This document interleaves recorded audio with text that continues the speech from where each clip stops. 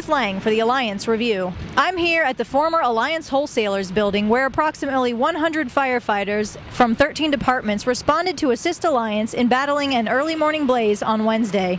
Alliance Fire Chief Jason Hunt said the roughly 30,000 square foot warehouse was fully engulfed when crews arrived around 1:19 a.m. The call came in at 1:19 a.m. Our units got here at 1:24. Immediately, even before the second arriving trucks came, the captain went ahead and called an all-call, which is for us is a second and third alarm. Basically, everybody that's not actively working is recalled to the station. We had just about 100 personnel on. Washington Township led the tanker shuttle, so we weren't able to have adequate water. We had one hydrant right across, right adjacent to the building, and there's no hydrants going in this direction, so they went ahead and got a water shuttle going, and all that entailed is they were filling from a hydrant but then bringing those via tanker truck and dumping them in big dump pools. According to Hunt, although the wholesale building could not be saved, firefighters turned their efforts toward preventing spread of the fire to the adjacent PTC Alliance building. Really, as far as this building became, it was totally defensive, just became a surround and drown, putting lots and lots of water on.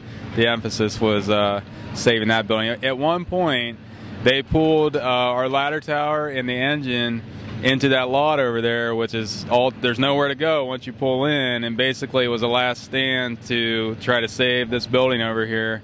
And they did just an absolutely phenomenal job of putting themselves in between, you know, the burning building and the building that they were trying to save.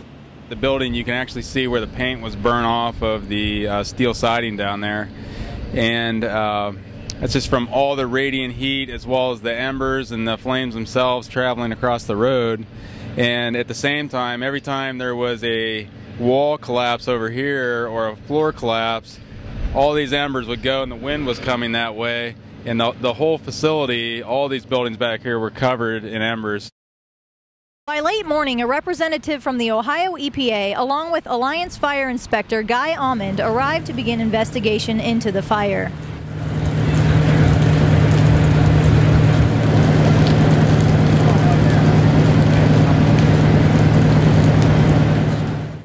The middle of the building was pretty much fully involved in fire. It went from the middle to the east side, then it came back down here to the west side. Just by what we looked through tentatively the last hour, it looks like the fire started in the middle of the building somewhere. Almond estimated PTC sustained $1 million in damages, but he and Hunt praised the collaborative efforts of the firefighters to save the nearby business. Just, you know, everybody that mutual aid wise in our fire department, I mean, we were very lucky to save PTC tonight. For a layperson that came down and you see a building in this condition, and for me to say what a good job they did putting a stop on it, in one hand, if you just look and say, you know, well, it doesn't look like they stopped it but this building was gone by the time that our crews arrived. And when you're showing up with 7 or 8 guys, it's just not, there's nothing that they could have done, but where their efforts really, you know, shined is putting a stop and saving a viable business that's a very important employer in town here. So.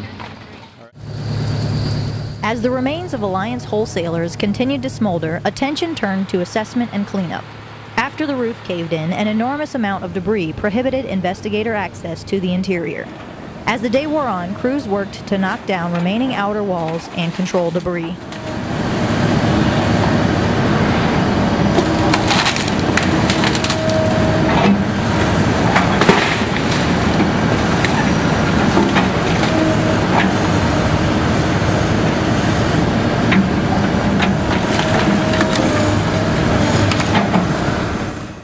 The cause of the blaze remains under investigation. For the Alliance Review broadcast team, I'm Ruth Lang.